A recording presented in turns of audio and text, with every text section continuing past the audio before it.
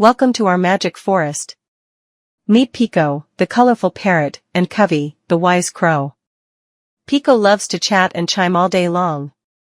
Covey sits high in the tree, listening and learning quietly. Pico finds shiny berries and gets excited, while Covey warns, "Be careful." Pico grabs a berry even though Covey says no. Oh!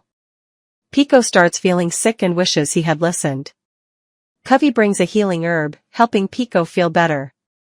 Pico learns to listen and appreciates Covey's kind advice.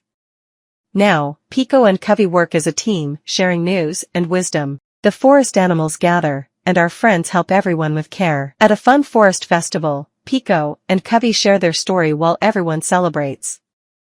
As the sun sets, Pico and Covey rest together, happy and friends forever.